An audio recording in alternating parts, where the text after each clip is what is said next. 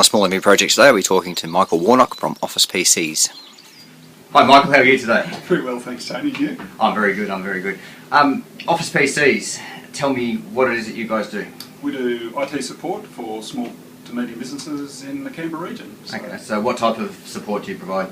It's a complete, we claim or make the comment that we are our client's IT department. Yep. So anything that they want, from first level help desk all the way through to designing new systems, solving problems for them. We relate to their ISPs, we do vendor management, so it's just a complete package. So whatever you would expect of your IT department, that's what we're here to help our people with. And are you aimed at like a larger size business, or can a single person use your services, or what's your target? A single person can, for sure. Prefer probably 5 to 50 or 5 to maybe 100 PCs. Right. It's just economies of scale. It's just much easier for us. Okay. And what's the biggest advantage in somebody having a service like Office PCs to actually do their IT for them, rather than just doing it yourself, as many people do? I think professionalism, knowledge. Yep. There's a whole heap of advantages, but obviously we're going to run into a lot of issues that you're not going to run into. We run into it with other clients, always looking for best of breed, best solutions. So it's just really the knowledge that we have from doing this all day, every day. Sure. And from having a team of people to back us too. So if one person doesn't have a solution or is getting stuck on something, you've got a team of other people that you can go and ask. So sure. I suppose it prevents the people like me from actually trying to fix it themselves and making the problem a lot worse, I suppose. Yes, it does happen from time to time.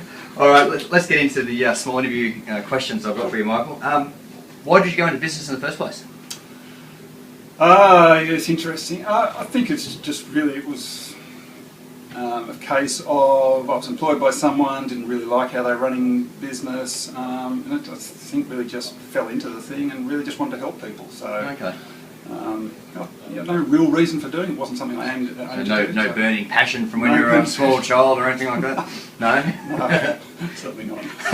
If you had your time over again, would you do anything differently, or would you change anything? Definitely, quite a few things I change and do differently. Having run this business for 16 years now, obviously the technologies have changed a lot. The tools that we have changed a lot. Yep.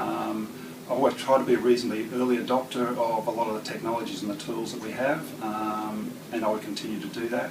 But I think the main one that I would change is just looking at the financials. Sure. Making sure we're on top of the financials the whole time. Yeah. And again, we're now putting that in place. That would be the first one. Second one would be really go out and see the clients more often than we have. It's very easy being in IT to be a mushroom and hide away and go, yeah, we're busy, we don't need any more business or want any more business. And but going out and seeing people, love doing that, seeing where their pain points are and trying to help them out. And that's really what we're here to do, is try and help them solve their pain points. Yeah, no, that's good. How do you stay on top of the technology? Because you said it changes weekly. You buy a computer and it's pretty much obsolete very quickly. Yeah, obviously there's reading to do. There's one of my things, being a little bit older, I usually try and employ younger people. It's their interest. I mean, they love it. And so, I feed off them a lot. Probably that's a secret I shouldn't be giving away.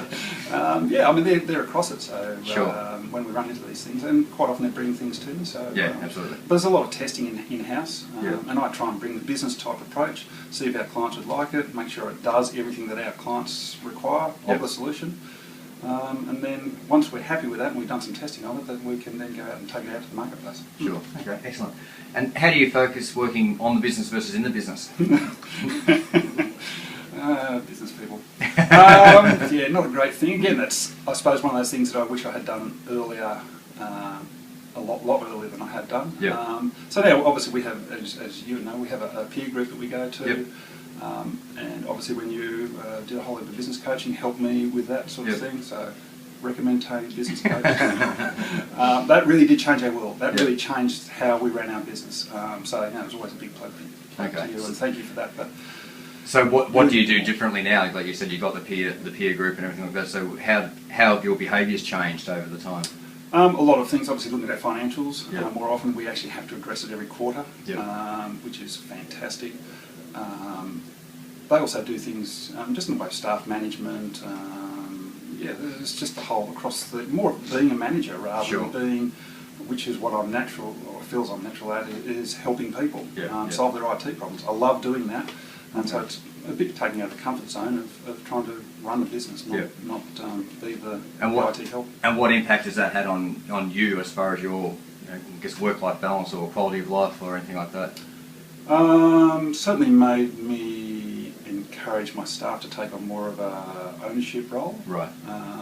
So in the past, again, a lot of the technologies have changed, so my life-work balance has changed a lot, and the fact that we don't have, if a file server crashes, we're not down there at midnight, 3 o'clock in the morning, rebuilding file servers, so people can be back at work. So a lot of technology has changed as far as that goes. But just be aware of where you are financially and where everyone is at, client-wise and staff-wise, does make it a lot easier to run the business. So Allows you to sleep a bit easier at night. it certainly does do that. All right, Michael, my last question for you is what advice would you have for a potential newbie coming into business? Definitely financials. Yeah. Make sure you're across your financials. Have business meetings. They say you should, which I still don't do, but go spend an hour by yourself thinking about your business. It's all about the management side of things, keeping things under control. That's really where it is. Excellent. All right, Michael, look, thank you very much for taking part in my small interview project, and good luck with everything. Thank you. Thanks, Tony.